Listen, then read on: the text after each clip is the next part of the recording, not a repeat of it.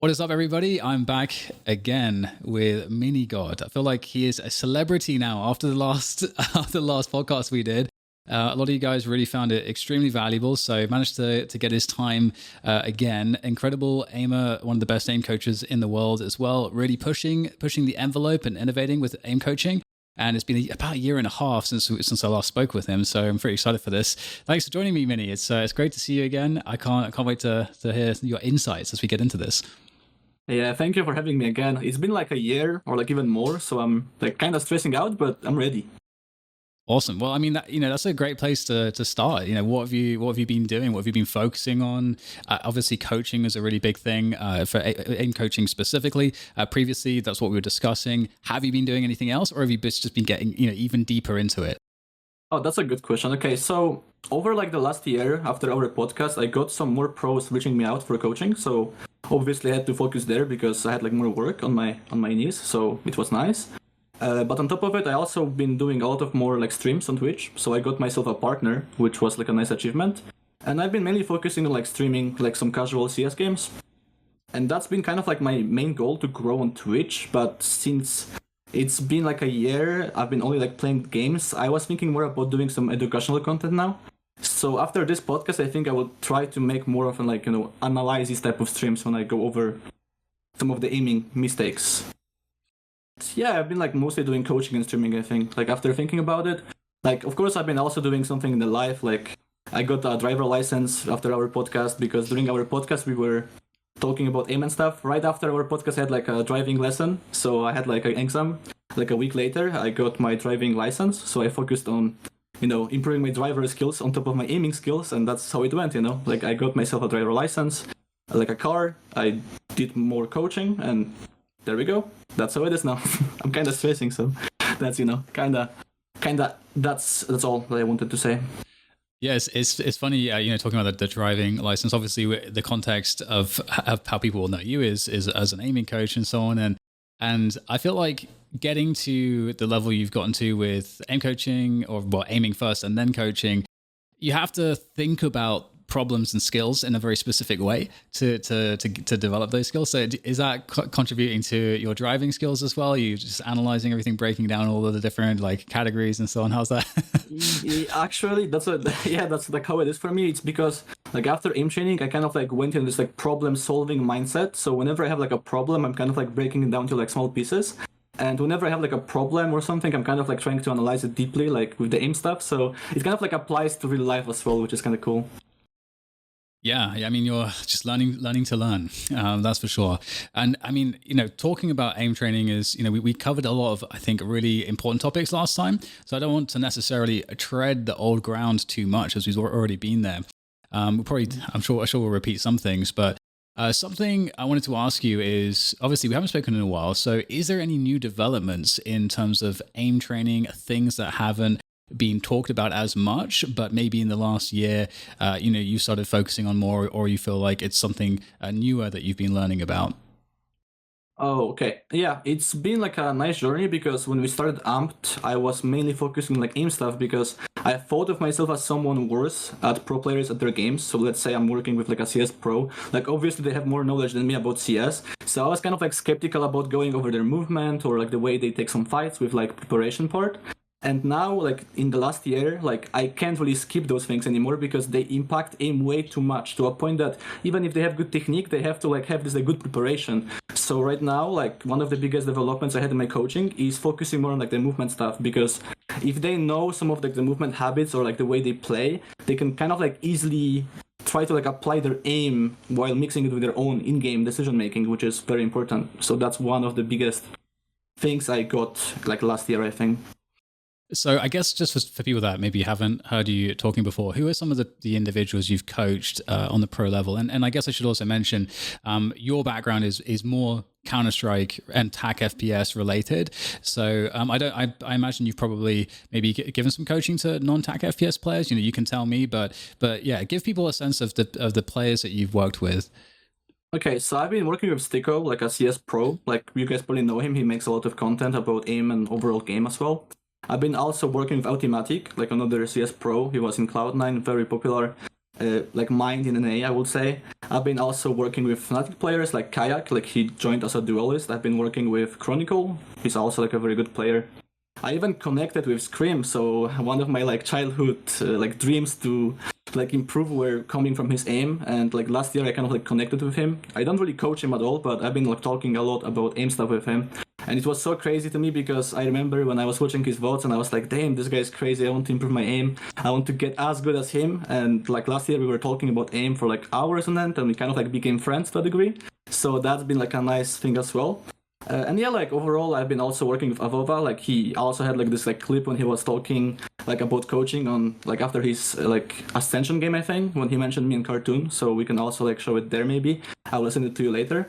And yeah, like, overall, outside of like Tac FPS games, I think I don't really like to coach people there because I think like I like to focus more on stuff that I'm familiar with. So like when there's an Overwatch player, I kind of like send them to Mati or someone that is like more into the game than me. That makes a lot of sense. That makes a lot of sense, given how you're working with pros, and so and I think there was a video that was going around, or a clip I think of someone's stream where someone asked Alish about like the value of aim trainers, and he was kind of saying, well, aim is one part of your mechanics, and here are all of the other parts of your mechanics, and it all creates a picture together. So, it's not just, you can't just expect aim training to solve all the problems. So it makes sense that you say that because there are all of these different parts, which you were kind of talking about earlier, that you wanted to ensure that your level in all of those parts is you're working on those so that you can make sure that your coaching is even better. But before we go more into the coaching side of things, I'm curious, what has been the sort of most impressive, pro player maybe that you've come across over the last year in terms of, aim, but you just like look at them and they just really stand out in terms of how good they are? Okay, so I think I want to start with like Sarah Frax. Like she's amazing at aim overall, like her movement, the habits during the aiming process, like the micro corrections, the flick technique, like everything looks very good. And also like she has an aim training background because I remember she used to be grinding like voltaic benchmarks, reaching like a high rank of Grandmaster. Also posting a lot of like target switching clips. So obviously her. Outside of her, I would say Kyosuke from CS. Like he's very insane in terms of like the way he moves around the map and like visualization. On top of like his aim alone, like these things are really cool to watch. Like because as I said before, like preparation is super important. So like I can see that the way he like takes angles and like peeks people like works very well with his aim. Like the one taps he got like are amazing. Like it's kind of like Scream back in the days when he was in his prime aiming like era. So yeah, like these two players for sure. Like of course Fluorescent is also like very nice to watch. Like whenever I watch Flora, I'm like, I can't do it. Like it's so fast. Like I think when I play like FPS games, I would never go for this type of risky flicks because there's of course like this inconsistency value. So when I watch Fluorescent, I'm like, holy fuck, how is she so good at these things? So I think these players are really good, and I think those are my main go-to VODs to watch when I want to like see some good aim in CS or Valorant. Nice. Yeah, some good shout outs there for sure. Definitely agree on all of those. Well, let's get into some of the coaching then, because of course, you're very involved with the Get Amped program, and that's been continuing. I think we talked about it a little bit last time, but for those of you that if this is your first listen, the Get Amped program is a program that it uses a lot of the best coaches from the Voltaic community, and essentially it's designed for pros. It's designed to kind of, okay, let's formalize aim training so that we're not just a bunch of like really good aim trainer players and we know some stuff about aim, but let's actually create a process so that a pro team can come to us and onboard some players, and there's like boot camps or essentially like certain weeks of progress, and you guys you have a whole process behind it. So it's very like professional in the way that it works. So that's what Get Amped is. In the last year and a half, how has Get Amped developed? How's it been growing? Are you getting a lot more interest now? Because I know before it was still kind of like some players were into it, but like very few ultimately. But I feel like now maybe it's changed. Yeah, so as I said, after our podcast, I got more pros reaching me out and asking questions about it because, like, of course, there's like this knowledge problem of like, okay, like in game we have a lot of these things like movement. So if you aim train and shoot dots, like, what can we do, right? Like, what can we improve at? So of course, like this knowledge problem is probably like super big out there to a point that they reached me out and were asking a lot of questions that are somewhat basic, and they kind of like implied that they were not really trying out aim trainers yet. So like after like getting like this podcast, I saw a lot of like good positive like aspects of doing it with you, because like as I said, like after that we got way more players in Amped. Like we even got some teams signing up, so it's been really good. Like we got some tier 1 teams from Valorant space, from CS space, even signing up, like some tier 2 teams, like entire rosters, not just like one player. So yeah, it's been great. I don't really want to say nicknames because I'm not really sure if all of them are like okay with it, but we've been getting a lot of clients to a point we are kind of like not having enough time to take more at times, you know. So it's been really great so far. That's awesome. That's really cool. Has the I know you can't talk about some of the clients. I think that makes absolute total great sense. What are the ways in which the program itself has changed? Have there been any big developments in terms of how you actually do the coaching itself? Have you added processes? Have you taken stuff away? You know, what are some of the learnings and developments in terms of the actual programming for these pros? Mm-hmm. It kind of like goes back to what I was saying at the beginning of our podcast. It's kind of like I shifted the focus from just aim into like more in-game stuff, because as I said before, I was really skeptical about it because I felt that I'm worse than the pro at the game. So I was really like scared to like propose some ideas about, oh, we can maybe try moving this way during these fights or try to do this stuff. So that's one of the biggest developments I had as a coach, and I think even like others like Cartoon, Matti, and everyone been like more looking at the game specific things. To a point we kind of like shifted our decisions from just analyzing the aim mistakes in game and then trying to find solutions to analyzing what happens before these mistakes happen, so we can maybe minimize them in this regard. So the shifting been there, and we just focus much more on like in-game stuff right now, like in regards of like mechanics alone, because of course the game sense we can't really like kind of like, you know, tighten the gap with them because they have like way many situations, way many more situations happening, so we can't really like go into this any particular field that well. But yeah, with the mechanics, like we always try to go over it now inside of the game. That's really cool, because that sounds like a very, very big development because of a couple of reasons. One, because you guys are having to sort of onboard new skills and knowledge for yourselves so that you can actually essentially offer more of a holistic mechanics package for these pros, which makes complete sense, because I know so many people, I mean, this is always the question is, okay, well, how does the aim trainer gains translate to the in-game? And I think there is definitely some interesting questions there just from a raw aim perspective. I don't think it's as simple as maybe people think, that it's like one-to-one or it just doesn't translate. Like it's not, you know, either of those. But it is also the case that, okay, well, there's this whole like vector of mechanics that all of this filters through, and decision making as well. And so it makes sense why people have a lot of those issues in terms of just going into an aim trainer and just expecting that they're going to get more wins in the fights in games. So that's really cool, actually, because it feels like it makes you guys way more valuable to the pro community, and I would imagine that this is just going to, you know, keep gaining more traction over time. So that's really exciting that you guys are solving some of those knowledge problems, like you say, and connecting all the dots. That's really awesome. So with that said, I'm really curious. Having worked with so many pros, especially in Tac FPS, what are some of the more common issues that you see the pros have? Because a lot of people listening, you know, they're not, I mean, the majority will not be professional players, and they would probably look at any professional player and their first thought might be, well, they don't need aim training because they're already so damn good, they can be pros. So of all of the pros, what is the most common stuff that you see being an issue? Okay, that's a good question. I think like the most aiming issues usually showcase themselves when you take a look at their pistol rounds, because like of course when you play with like a rifle, like let's say you will do like a flick to a target, you will overflick, you can always spray to save yourself and kind of like get a kill, right? But when it comes to like pistol rounds, like they can't really like use like this spray mechanic as a way of like getting away from like bad aiming habits. So as I mentioned before, like for example, if they have like a bad flick technique, so they overflick the targets or they like flick and they shake off the target, then of course like this issue will be seen more on like pistol rounds. So whenever I like ask like pros to send me the VODs, I always ask for like a pistol DM to like see how they play, because then you can notice a lot of issues with how they read the targets as well. Like they tend to rely on prediction. I think that's one of the biggest thing that comes from playing the game alone, that we are so good that you can predict how people will move to a certain degree, to a point that whenever this prediction fails, there is some issues with like, oh, like I can't like predict now, and what do I do? And that's kind of like when they have to apply the aiming habits, and those are like one of the biggest issues they have. So like they treat things as like very predictable to a point they don't even try to like actually aim at times. They just like try to, okay, I'm gonna put my crosshair in one spot, the guy has to run into my crosshair, but they spam like AD, they do some crouches, and we have to like actually micro, and that's probably like one of the problems that I saw the most in terms of like the players. Yeah, that does make a lot of sense to me, just the reactive part. And especially having, played a lot of video games, you definitely spend a lot of time, especially if you're spending all that time actually just playing the game, just grinding matches.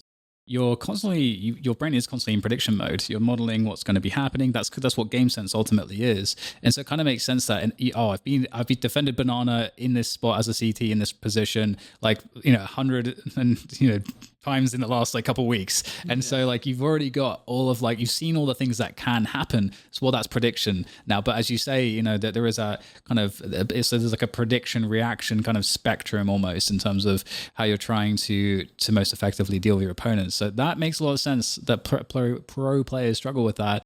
So what are the most effective solutions that you found for this problem?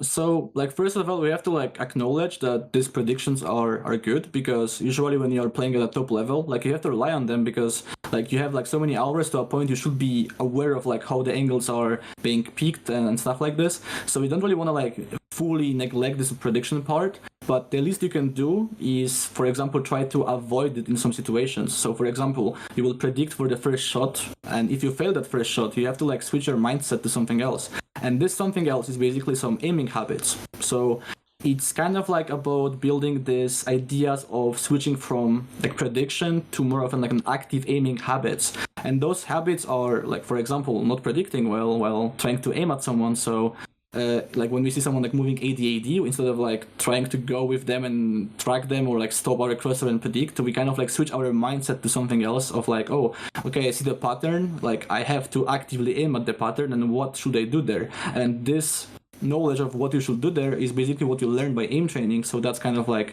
what we do there. And of course, like sometimes like these things will be hard to do, but that's when pros see the most improvements, when they actually try to apply them by actually playing the game as well. So let's say you will have this issue of like predicting something to like a point you don't even aim. At times, just like waiting purely for a target to go into your crosser in an active situation. Like we don't really just go over aim training only, but we also like ask pros to play DMs, like pistol DMs, for example, to full focus on those issues, so they can actually apply this like active aiming habits into actual game to see how they affect them. And usually like I have this like comfort that I can go into the game and show them how they work, because I play CS as well. I'm more of like a casual player, but I train a lot on DMs to a point I know that I'm like really good at applying those habits. So usually I'm going over like DMs with them and kind of like show them how these habits will affect their aiming skill with actual life examples. And this aspect of like seeing that your coach is capable of doing these things that he's talking about is usually making them feel like more confident about the entire process, which is really cool. Yeah, that is always the first battle of pros, is gaining their respect so they can kind of listen to you, so that they'll be vulnerable and be like, okay, this guy, yeah, I can respect that. That's a struggle a lot of coaches can have, especially with players that are really top level. Well, that's really interesting. I think it speaks to experience that I've had too with aim training, where with tracking aim especially, like I had to focus a lot on movement reading and really trying to understand movement reading, because I recognized at a certain point I wasn't really thinking about that. I was always kind of trying to predict, and it was kind of this weird spot where like I had gotten really good aim in like, let's say Quake, I had really good tracking aim, but I didn't realize how reliant I was actually on prediction, because every single spot in the game I understand how that person will dodge, because of not just reacting to what they're going to be doing, but like, okay, well, they're standing this spot, they're like 3 steps away from this point of cover, they've got this weapon and that weapon, the health's there, the timer for these items are going on here, so I know like how they're making decisions, so I'm actually predicting all of it. And I didn't realize that until I started aim training, and like, oh my god, my tracking's actually kind of shit, because I couldn't react very well. And I think Viscose made a really good video on this recently called How to React Faster, so I definitely recommend you guys check that out if you want to understand movement reading and how it's broken down a bit more. And it kind of is I think it really encapsulates quite well what you're talking about. But a lot of people don't really understand that your brain, if you train it, can pick up these small details as to what the opponent's doing and use those details to react. Oh, the player model's slowing down a little bit, and you've trained it to detect that. You can't consciously react, like you can't consciously recognize that in the moment, but with enough training that seems to happen. And so with all of this training that you're doing with the pro players, how long does it take, do you feel like, and from showing them these live examples, showing them how to apply these things, to them actually seeing that training actually start to benefit and those habits start to change? It kind of depends on the player as well, because there is like a huge difference between someone that reaches out for the coaching and someone is forced to do it. Because as I said before, we got like more teams and more pros going into amped, but sometimes like the team itself, like the owners or like the staff, is like forcing players to go amped, right? Which means that okay, they are looking forward to it to a degree, but they don't really like feel convinced. So even if you show them these examples, they might be like not even trying to apply them to the fullest because they think it's not worth it, you know. So it also really depends on like the player mindset. So it's very hard for me to say like how long it takes for like everyone. But I saw this trend that if someone is like actually motivated and actually understands that okay, I'm reaching out amped, so I want to improve, and they would actually try to apply these things, they even can notice some of the differences in like a first week. Of course, it's gonna be like still kind of like mixing up with bad habits.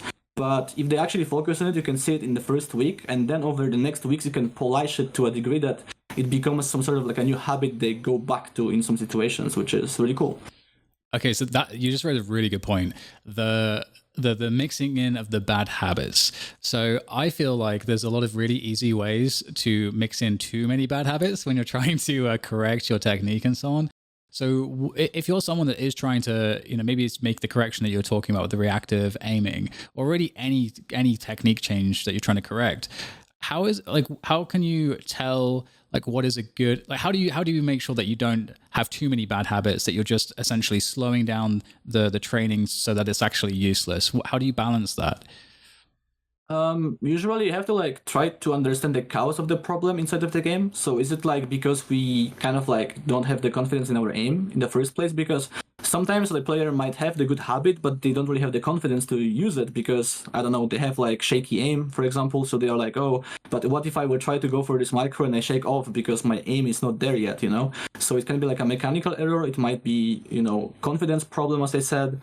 Or even at some points, like the player might be like, oh, like this habit works there, but I tried it in other situation and it was bad, so they will go back to what they were doing before because they failed once. So sometimes they are like, oh, okay, it worked like 2 times, but I died 5 times, so it means that it's bad, you know? So they go back to their bad habits, and then you go over these examples with them and they're like, oh, maybe you're right, but like I didn't really feel it in the active moment, you know? So that's why it's very important for me as a coach, or like for us as a coaches, to go over these moments like all the time while showcasing these examples all the time, analyzing all the variables. So okay, in this case you were maybe like feeling the pressure, okay, maybe that's why was the problem happening, and we kind of like try to emulate this pressure into the training. So for example, we had like Matty working with Elish. Like they kind of like found out that Elish likes to like put himself into like pressure type of situations inside of the game. To a point, his habits were not like applied that well there. So they applied some of the pressure type of tasks into the training. So he was training this habit with this pressure element, and it was helping him the most.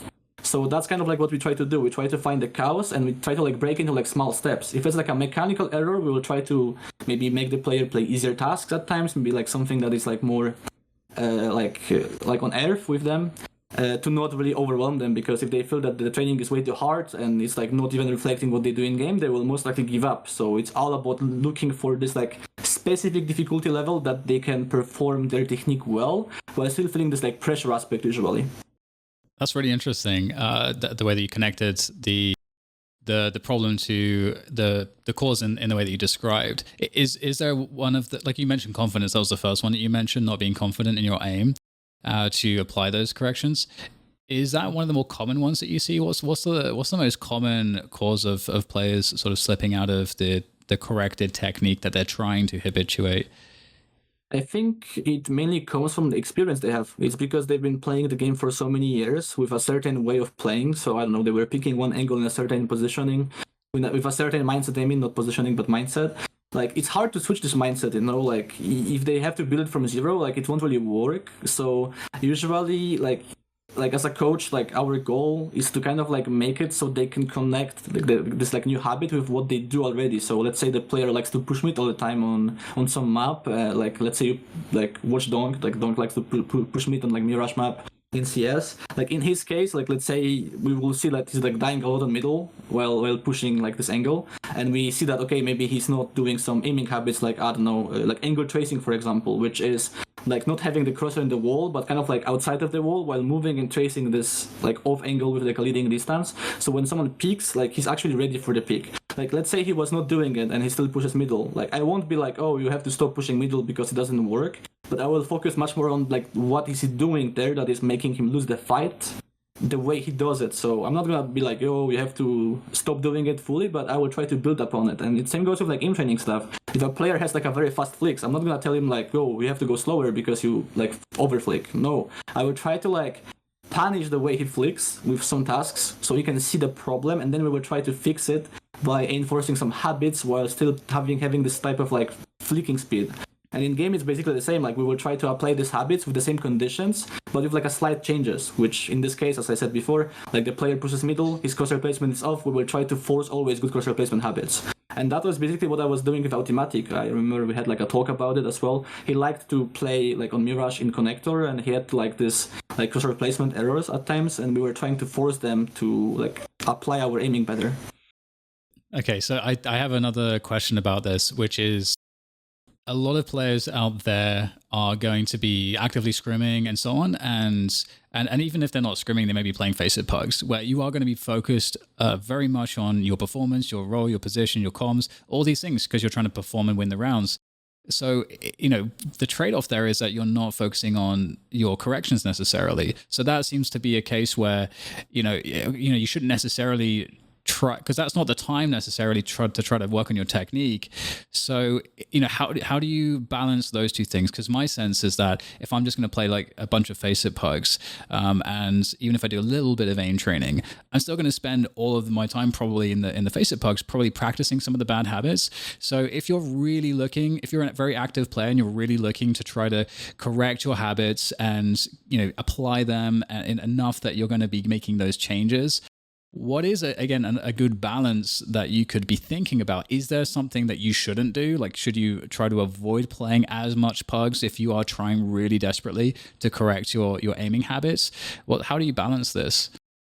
Okay, let's go back to the pro example first, because for pros it's gonna be a bit different. Like as a pro player, like your main goal is to win tournaments, win the official matches. So of course, like the closest you can get to these official matches is you can do it to practice, like when you play practice matches, when you play scrims against other teams. And during the scrims, of course, like you have to focus on like some team environment things that will not allow you to focus on your mechanics. So like from a pro perspective, when they play scrims, like they might go back to these bad habits because they feel the extra pressure and they focus much more on other factors, right?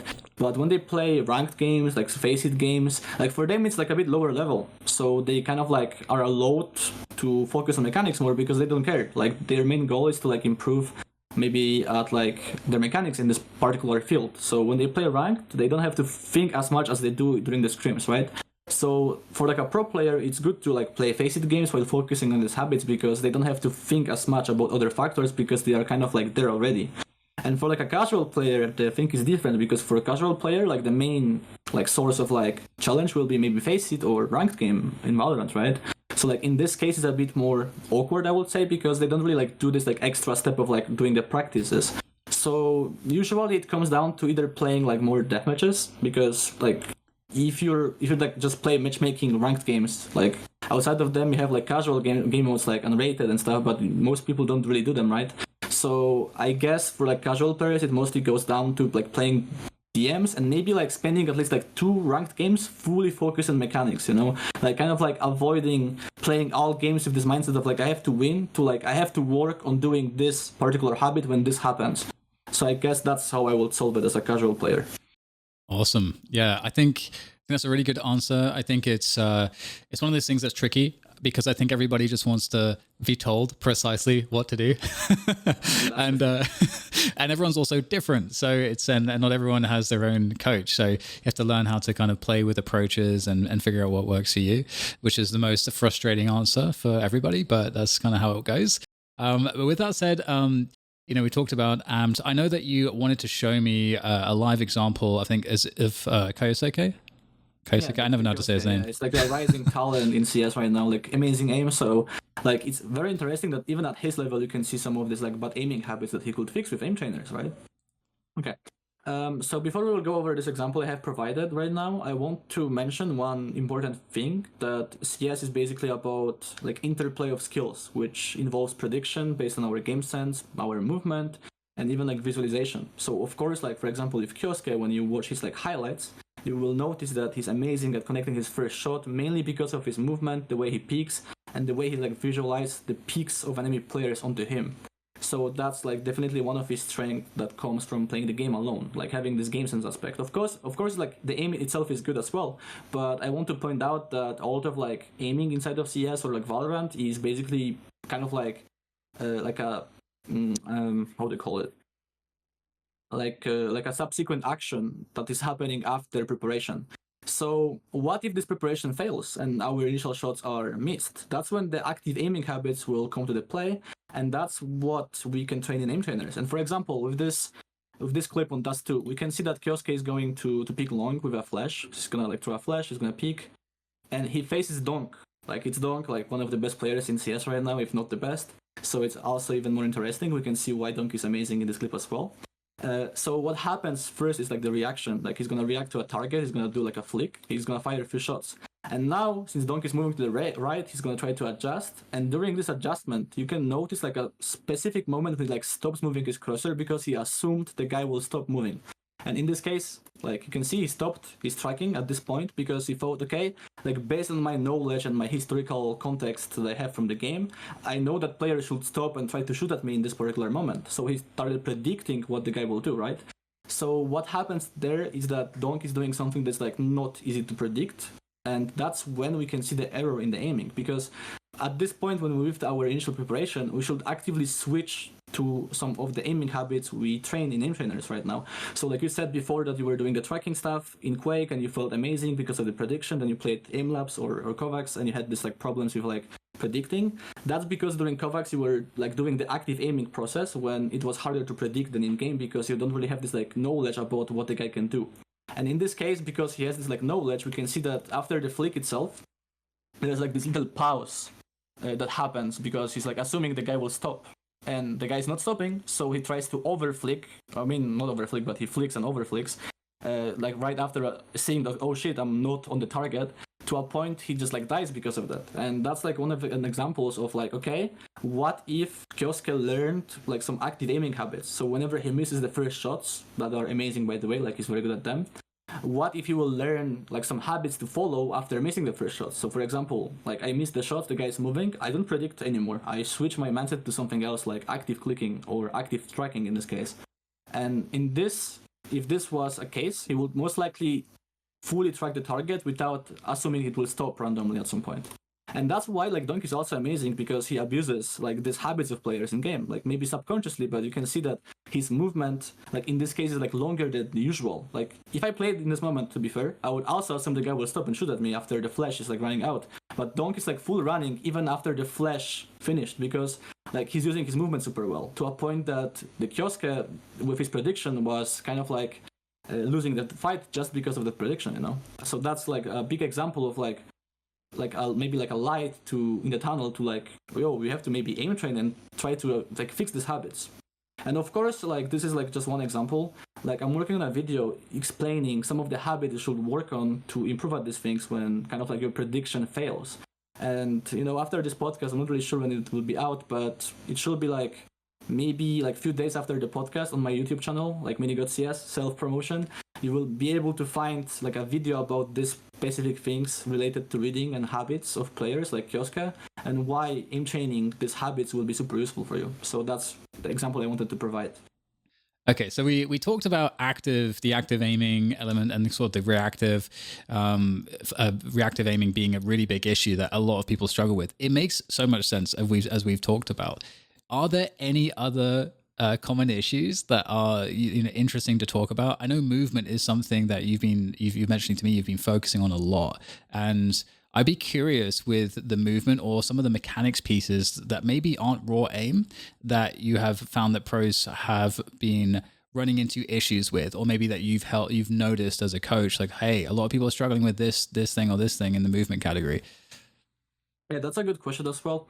As always, of course, I feel like the biggest problem is that the first instinct we have is to kind of like aim, right? So when we see someone on our screen, like our first instinct is to go for a flick or a micro or whatever we have to do. So we kind of like neglect this aiming, this movement component of our aim or like the preparation, to a point that in some pro gameplays when I watch them, like for example, they hold an angle and the guy picks from like a very far angle. Like let's say they hold, I don't know, downstairs and the guy picks from stairs. Like in this case, their first instinct is not to like move. Their first instinct is to kind of like go for a flick and then shooting, right? And in this case, when the enemy player peeks and he doesn't have to like land from a jump or whatever, like he will have an advantage, like picker's advantage. So in this case, like if we don't move, we risk ourselves to kind of like die before we even get to flick and shoot at the target. So that's one of the things that I saw, that some pros don't have this like habit of like implementing their movement as a part of like reaction to, for example, like a wider swing from someone from like a very far away angle.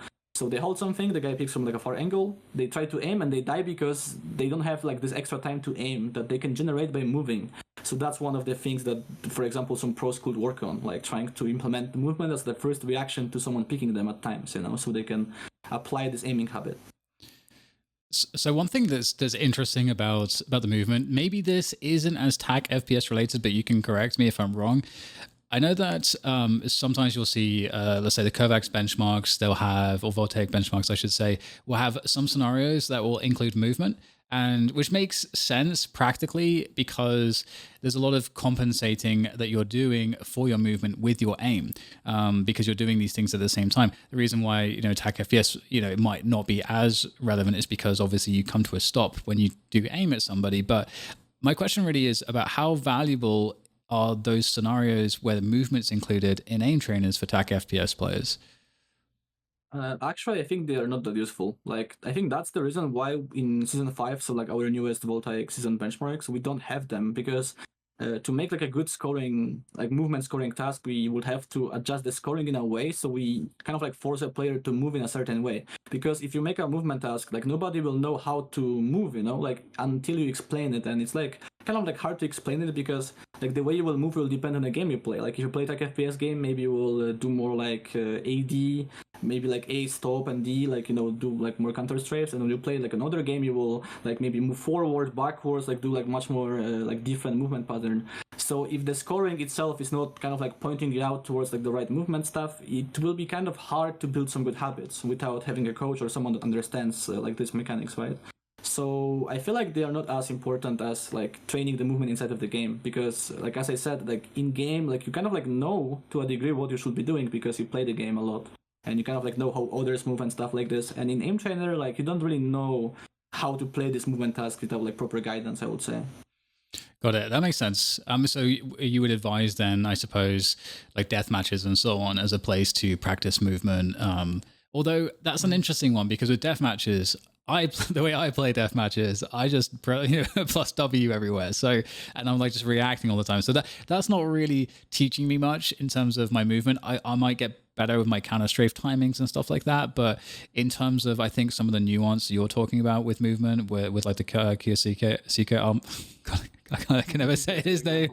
That's a good example, for example, of it being applied, his amount in the game, where it's applied. And it's kind of a scenario also where you're having to react with your movement off of a common peak in a common scenario. And in a deathmatch, you can't really quite replicate that because it's a deathmatch. So I guess my question is, what are ways that are good to be able to improve your habits with your movement? How do you apply that? Is deathmatch the best that we've got, or pugs? Of course, I would mainly try to do it inside of the game against actual players in actual matches. But the problem is that when you will focus on these things too much, you might actually throw the games, you know? So sadly, I would say that you have to play a ton of DM while being mindful about it. And I think that's the biggest problem that people have, that they play DMs to win or they play DMs to feel good, but they don't really play DMs to actually improve at these things. Like every single pro will tell you to play DM, but they never mention that, okay, you should play DM, but how you should play this DM, right? And like, for example, switching your approach from like, I try to kill everyone to, okay, I'm gonna try to use my movement more to make myself like harder target to hit so I can kind of like apply more micro attempts into my aim. Like they don't really talk about these things, right? So like even doing something like this, like with full mindfulness, will be more useful than doing DM just to win or just to shoot. So that's why like when you have like the same type of players, for example, doing like DMs, you can see like, okay, one player improves faster, but is it because of the talent or is it because they actually focus on something else that they have to focus on? And I feel like that's the biggest thing that people should focus on, like having this like active goals inside of the DM to like work on those things, to apply them into the game. Yeah, that makes total sense. I definitely play DMs to feel good most of the time. But to be fair, I'm not trying to be a pro player, so I'm gonna give myself that excuse. The movement thing is really interesting in general. I know that you talked about how you help to optimize that with players and certain peaks and so on. And when I recently, well, my last podcast was with Liege, and that I released, and he was talking precisely about this when I was asking him what is he looking at when he watches other players? And the thing that was on his mind, or the front of his mind, was movement. How certain players take fights and how they make decisions about their movement in these certain fights. So I guess like demo watching as well can perhaps be a pretty good place to get good level of information as to the habits, what's working. Is this something that you found yourself doing more of, demo review yourself of CS players to kind of understand the peaking dynamics of movement more? So yeah, I mean, I watch a lot of players, like for example Kyosuke again. Like he has good movement and he's hitting his first shots actively. But outside of like his movement, of course, there are like some aim stuff that I have to look at because that's my kind of like job as well. But yeah, like I like to watch a lot of players. Like for example, Beat from Navi, he has a very good movement. I like to watch, like as I said before, in Valorant, like Fluorescent, like how she moves around the map, like how she fights people, like what's the movement there. So I do it just for my own, just to like analyze what works and what not, and I want to like try to find the comparisons of like, okay, there's a player in the same angle in the same fight, why this movement works against this specific angle and why it doesn't work in other angle. So I kind of like try to analyze it by case basis, I would say, because of course like there is not only like one approach you should be taking. It's all about being flexible. Like if it was only one thing that you have to improve at, like one specific move, it will never be like this. Like even in aim trainers, like you will improve your flicks, but once you improve your flicks, there's like, for example, flicking to a moving target, flicking to a target that you have to track, flicking to a static target. So like there is much more depth to these things, and it's all about finding like ways of like kind of like making yourself like improve step by step. So step one, like for example, I hold an angle, the guy picks from like a very far away angle that I have to flick to. Like I won't just flick, but I will try to implement my movement right there. And that's gonna be my first goal. So whenever I will find myself in the situation on DM when someone picks me from a far angle, I will move first. Not aim, but move first.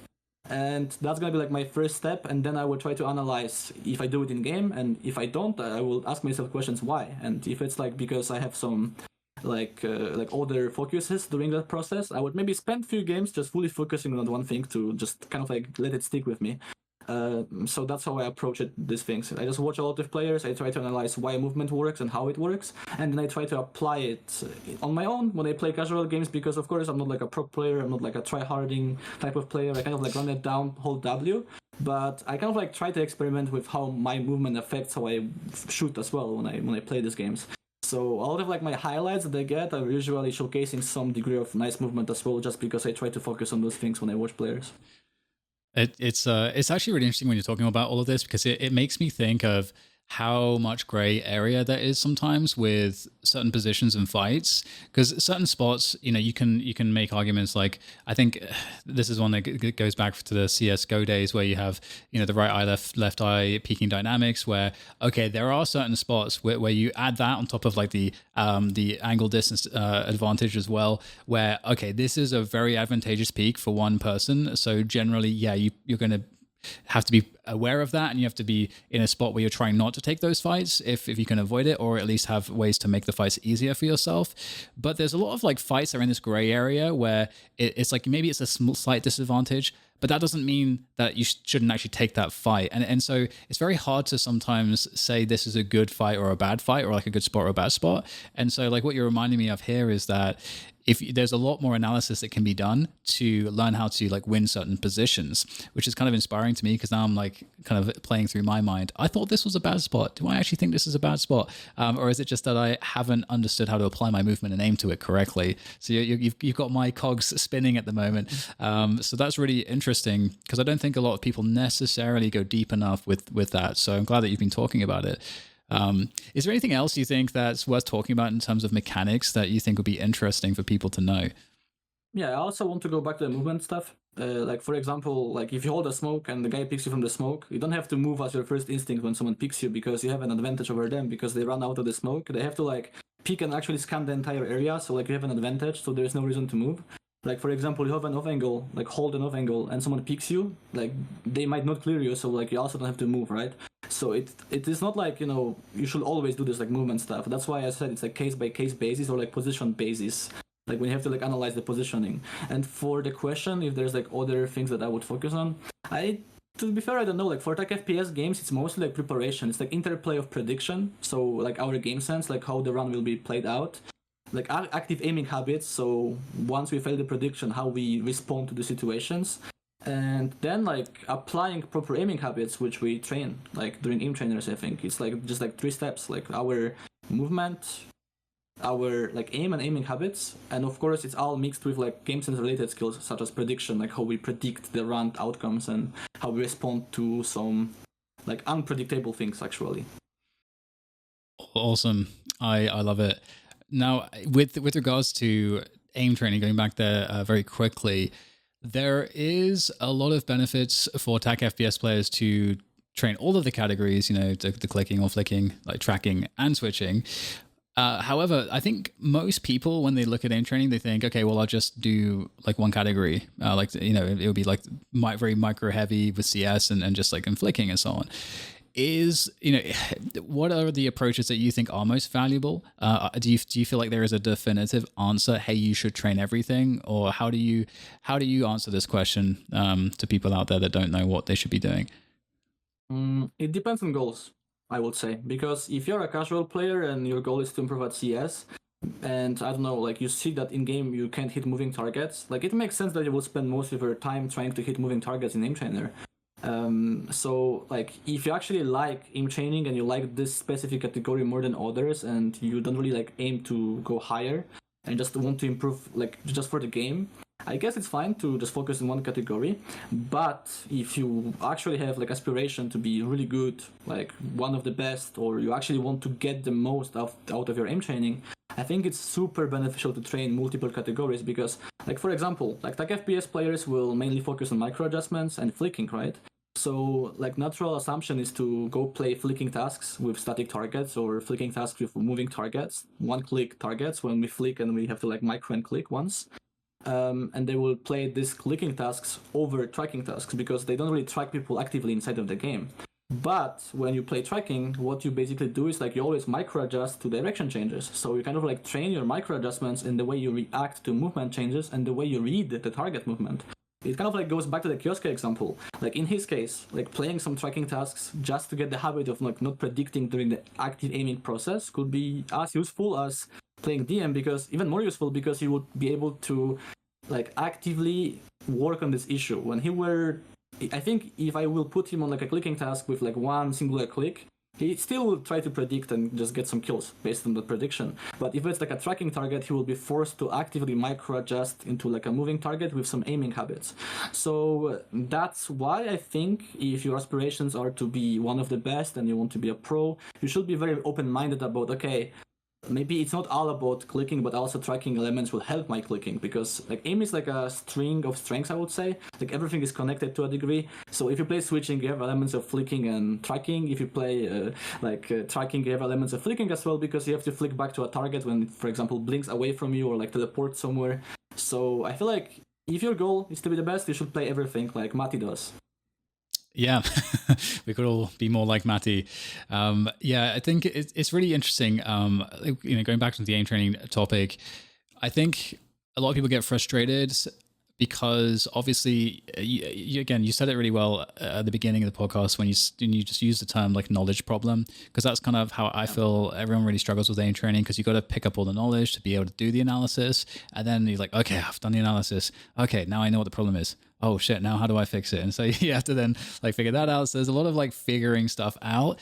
So I'm kind of curious, what are your thoughts on the most common ways that people mess up their aim training? Like, what are the biggest mistakes, the ways to guarantee that you will not get the value from aim training? Okay, I feel like the biggest one is playing grid shot, because they say fans playing it, for example. That's like the biggest one, I would say.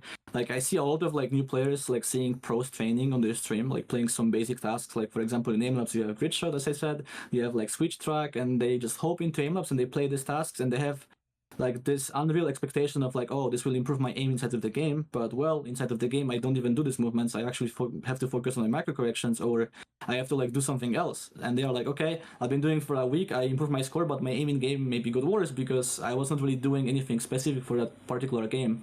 So I guess that's one of the biggest problems. So not really playing the right stuff off the bat and kind of like focusing on tasks in which we expect something that we won't really get from these tasks. I guess the second problem is just the lack of fun. Like some players like bring it to me that they don't have fun shooting dots. So I'm like if you don't have fun, like how are you supposed to like train, right? Like if you don't find it fun and you're a casual player but you still want to improve, like how you can force yourself to like have fun and actually improve.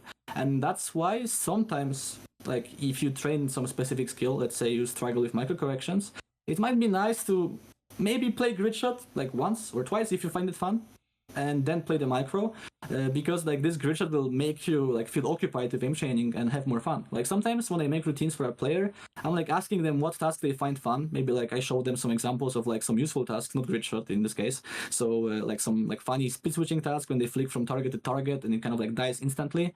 And usually they are like, oh, I like this task. So I'm like, okay, why don't we use it just to have fun and just to make our routine more enjoyable on top of like training our weaknesses? And usually this approach works as well. And what else I can say is, for example, in my case, when I got into aim trainers, I found tracking useless as well. And when I was like, okay, I struggle with tracking, but I don't care, and I literally like stopped aim training until I found out static tasks like one wall, 6 target small. So I was like, is it better to like not play, or is it better to like play one category that I like? And I just got my answer of like, okay, I'm gonna play because I like it. And with time, like I improved a lot at static to a point I got interested in other categories and I started having fun playing everything, so not only like the static things. Because yeah, like I'm known as like a static one trick, like because I became really good at static and that's how people came to know me from like the world record stuff. And nowadays, for example, with 2025, since like last 30 days, I've been playing every day, every single category, because I find it fun to improve at everything now. And if I were to do it like 4 years ago when I started aim training, I would most likely just give up after 20 hours because I would just play CSDM and think it's better for me. So it's also like this, I would say, like trying to find fun while aim training, but still playing something a bit more useful than just grid shot, you know? So what do you think is a good balance in terms of like time that you spend in aim trainers? Because obviously aim trainers are great because there's no downtime for aiming, so you're getting like a lot of like intense practice, which you don't get really in any game. So would you rather someone do, I don't know, 3-4 hour aim trainer sessions a week, or let's say like, I don't know, 7 aim training sessions a week that's like 15 minutes? You know, what's like a good balance between like the grind and the frequency? Okay, like first of all, it depends on skill level of a player. If the player is really good at the game, they play already. So let's say you have a pro player, I think they are allowed to spend more time outside of the game because they won't really get that much downside from like focusing on their aim. But if the player is like more of like a new intermediate, all of their issues might be actually inside of the game, like you know some game sense decisions or the way they take fights and stuff like this. So this proportion will shift depending on your skill level. So for example, if you're a pro player and you actually enjoy aim training, you can maybe spend 1 hour if you want, or like maybe 40 minutes, 50 minutes, whatever, like every day or like every 2 days. But if you're like a new player and maybe like you struggle with game a bit more and your aim is like a problem on top of these in-game issues, then maybe it's better to like spend like 2 hours in game and like 20 minutes in aim trainer max, because you want to actually focus on in-game more. So it also depends on the skill level, I would say. All right, that makes sense. And I guess that kind of segues well into, you know, we talked about, you know, what are the mistakes that people make. What are things that are going to help guarantee success for someone that's trying to do aim training? Guarantee success, I think being open-minded and not being scared to ask for help.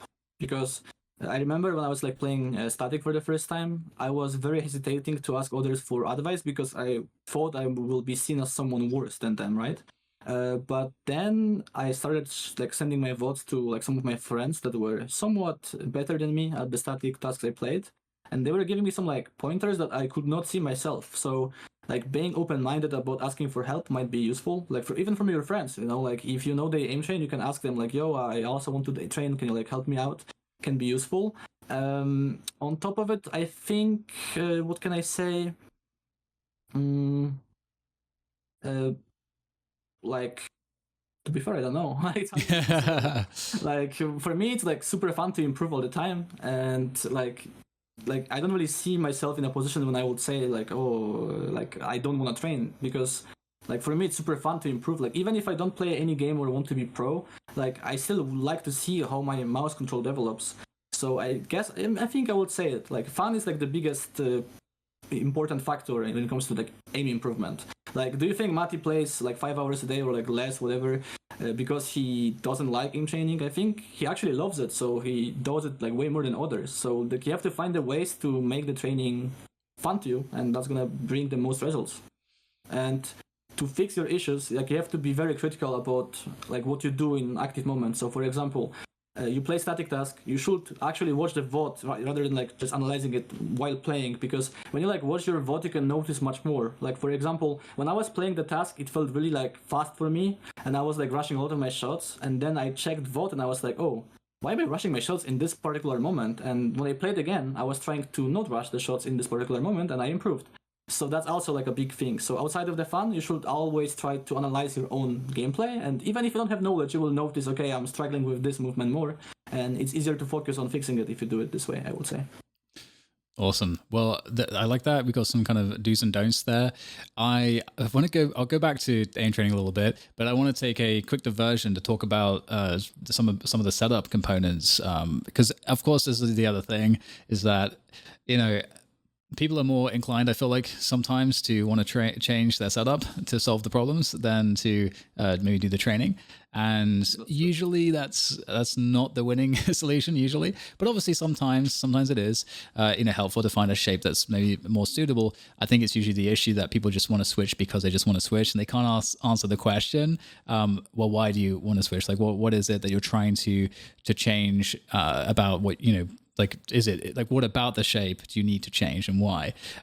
Those are good starting questions, I feel like, before you do make these types of decisions. But with regards to all of this, like, what's your philosophy with regards to like players that you run into that are switching mice all the time, like shapes all the time?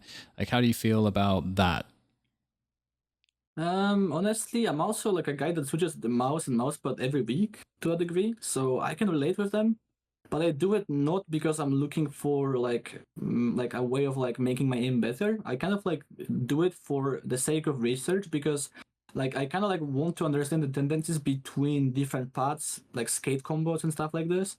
So for me, like I change my stuff not because I want to get some like instant improvement in my aim, but because I want to kind of like understand what is good and what is bad for me. And I think the biggest problem with people that change their stuff is that they try to look for like instant fix for the issues, like band-aid fix. Okay, like I struggle with my micro corrections. What if I will go for like super slow pad when my micro should be better? But then they realize that, oh, maybe on slower pad my micros will actually feel worse because I don't have like the confidence with moving at like a faster rate, because mousepad kind of like slows me down. And that's like one of the problems, I guess. But like I feel like if you switch your skates and mices and stuff like this all the time just because you look for like a skill improvement, you should stop doing it. You should like maybe commit to one setup for like at least a month if you like to change a lot, and try to see how you can improve from that spot. And if you change your stuff like every 2 weeks or whatever because you look for some new stuff to experience and you don't really expect anything out of it, like, oh, I will improve, or oh, I will get insane aim out of nowhere, then it's fine, like it depends on the goals. Like if my goal is to improve at the game and be good at aiming itself, I will never change my stuff all the time because there is no point. Like I just have to focus on other things that will be more relevant. But if I'm an aim trainer nerd or like aim guy that likes to try different things and see some correlations, like I won't really care that much about my performance to a point that I will just do it for the sake of like experimenting. So you have to like try to understand why you're doing it. If the goal for you is to like improve your aim instantly by finding some right combo, I would try to minimize it. If the goal is to understand different things and kind of like build your own opinions, maybe you do some reviews, whatever, it's good. Like if you don't really expect like instant results, I would say. Yeah, no, I feel like I think there's like a podcast of information perhaps about all of the things that you could consider when it comes to looking at a mouse, because like you're saying, you're doing it for research, and I found this too myself when I'm switching between different things by noticing how something interacts with my aim differently, how a shape interacts with my aim differently, I can then make some, some points like, oh, okay, tracking is a little bit easier. This feels a bit more stable, but this is where I'm kind of like losing out on like a different skill. Okay, that's telling me a lot about this type of shape. And so I think that's a really good point. And I feel like it'd be really cool to get some aim trainer players like yourself together to talk about ways that you can understand how shapes impact these different feelings so that people can get a better sense. Because some reviewers do a really good job. I mentioned Viscose earlier. I think she does a great job because she's kind of sharing that process that you described for herself. But yeah, I think that's right on the money.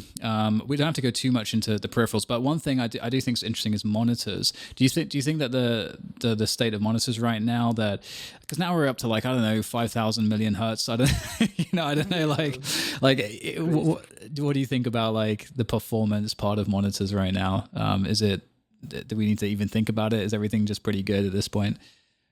To be fair, like me myself, I know there's like so many monitors out there with like OLED features and stuff like this, the screens. Like I'm not really going like super deep into it because I know I will start overthinking these things. Like right now, I think what I care the most about is like my refresh rate. So like when I play aim trainers, I can see the difference between how I aim at different refresh rates. So for me, like the main like point right now when I look for like a monitor is like how refresh rate looks like. So if the monitor is like 360 hertz and it's like OLED, or it's like 480 hertz not OLED, I would most likely go for like 480 not OLED because I think it will matter more for me because I don't like the colors themselves, but I like the smoothness of like objects moving on my screen. So like to be fair, I don't really overthink these things. Like I think like nowadays because the monitors are like growing, like it's very easy to get like a like higher refresh rate. So for example, like 144 hertz.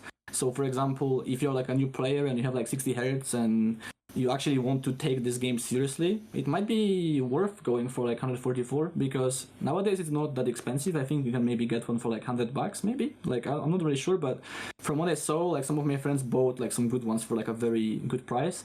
So I guess like if you look for like improvement in like FPS games, the first step is to always look at the refresh rate because that's gonna matter like the most for you, like as a casual player. And if you like care about the colors, like some depths and stuff like this, I guess that's not something I would want to go over because for me, I don't really care about these things myself. I just always think about, okay, this monitor is 480 hertz, no OLED, like the price is lower, I'm gonna get the lower price because like I only care about is like the smoothness of my screen, you know. So that's how I see it myself. Okay, I think we're on the same page then about that one. Yeah. Well, so with aim trainers, I wanted to ask you like if you feel like there's anything kind of missing from the aim training tools that we have at the moment, like whether it's like big features or like you feel like the aim trainers just don't help in a certain area that maybe they could if they were developed to have those features. Like how do you feel about like Kovacs and Aim Labs? Because those are basically the main two. Are there others that are worth a shout with aim trainer tools? Where are we at? It's like a question that I will have to think more about, to be fair, because like for me, it's not even the tools themselves, but like how people use them. Because for example, in Kovacs you have the free play mode in which you can just play a task without the scoring. And while playing the free play mode, you can adjust the speed of a target, the size, the acceleration, and things like this. So like you can kind of like easily adapt the difficulty of a task you play to a point you can improve faster thanks to that, because let's say you play something easy, you can make it more challenging and you will like have to focus more. So when you will be back on the main task, you will improve, right? So I think maybe it's not about the tools at times, but more about how people use them. Like I never really saw anyone using free play mode in Kovacs to improve. They usually play normal tasks for the scores themselves, which at times, of course, will be super good. But so maybe like we could consider using free play mode more so we can improve even faster. But I guess in terms of Kovacs, what would be like a good tool to provide, I think, would be replays. Like in MLabs we have replays, so like after finishing a round you have like a replay of how you played it. So you don't have to record anything, you just like finish a run and you can watch how you played like the entire run. And I feel like in Kovacs, if you had this tool, it will help players even more. So I think it's more about like the small things that one trainer have over the other that will be important to have in both places, rather than like something super crazy new, because I feel like it's not the tools but how people utilize them as of now, like their knowledge, like how they approach it, like the approach is rather like lacking rather than the tools themselves. Makes sense. Yeah, I definitely see that. Well, outside of the aim trainer tools, are there any games that you play to passively train aim? What are your favorites? I played CS, but in CS the aiming is very filtered by by the pre-aim things and stuff like this, the crucial placement. Speaking of the tools, like for example in CS, if I were to improve at CS, I will most likely do some workshop maps, maybe the refrag thing from Elish as well, and I will do it on top of my aim changing stuff. But if I were to pick like a game that I like the most for like aim training, it would either be Overwatch or like maybe Marvel Rivals even, like the new one, the newest one that came out recently. Like it's very similar to Overwatch, and I feel like with different characters you aim in a different way, so it can be pretty useful. Maybe even Deadlock. Like this type of games are really good at like aim stuff because you have to focus on like actively tracking the target, micro adjusting to it, and even if you like don't see a target or don't react in time and you get some damage on you, you still stay alive, so you can kind of like reset and try to aim and win the fight anyway. So like in Tac FPS game, if you like fail at the preparation stage, you will die and you can't really even shoot and micro or flick sometimes,